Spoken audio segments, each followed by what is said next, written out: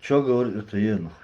Ильяс Исмаилов, Замир поддерживает Украину и Евровахабиту. Да, этот момент есть. Замир на стороне Украины и на стороне европейских вахабистов. И еще один момент.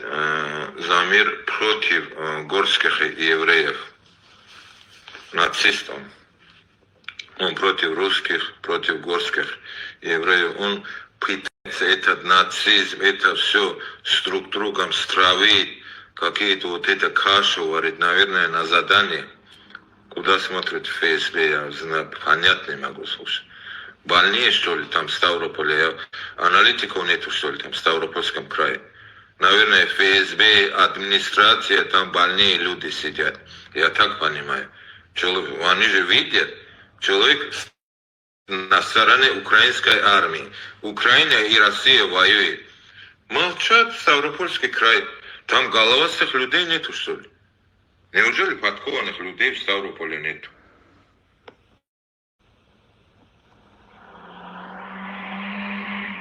Вот этот головастый человек меня называл уткой. Да? И сам он, ФСБ, чтобы меня посадило, он просто мечтает об этом. Это его, наверное, самый такой, этот день будет, тот день, когда меня придут и заберут. Хотя я не знаю, за что меня должны забирать. Никогда не поддерживал я ни украинцев. Более того, с тех времен, когда Зеленский открыто поддержал Израиль, я этому Украине пожелал ровно того же, что стало с Газой. Чтоб это государство, Украина, также разделилось на эксклавы, на два анклава, как происходит сейчас с Газой.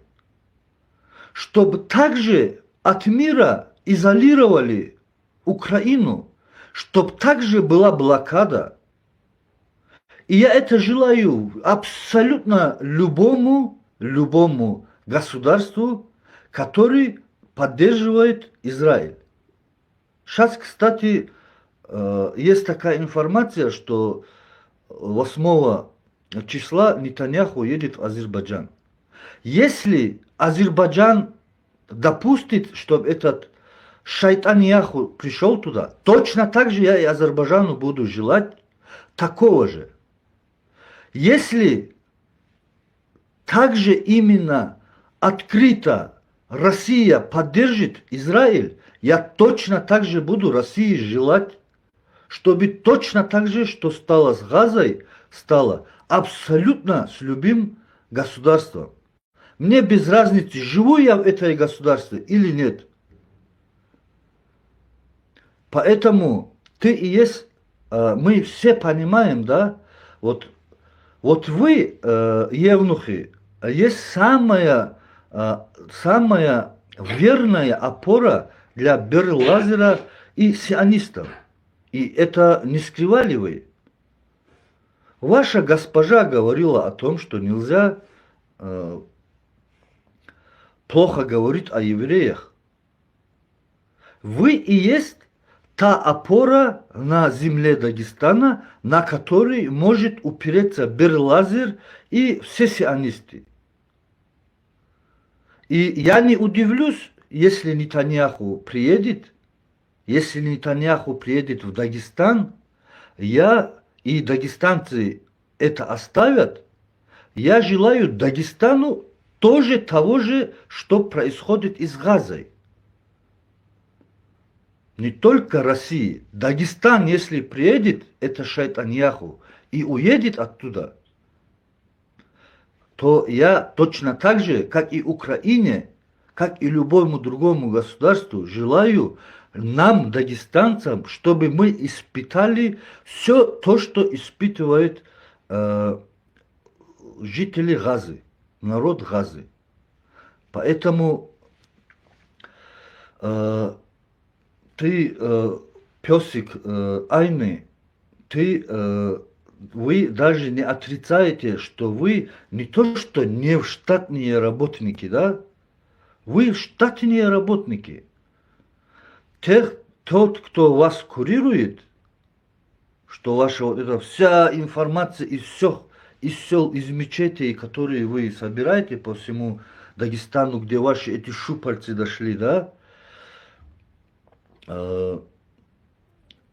это на стол кому в итоге ложится, вот эта вся информация, которую вы каждый квартал собираете. Вы же не отрицаете, что каждый квартал вы садитесь с начальником полиции или кто там курирует вот эту отрасль религиозной, да, и структур.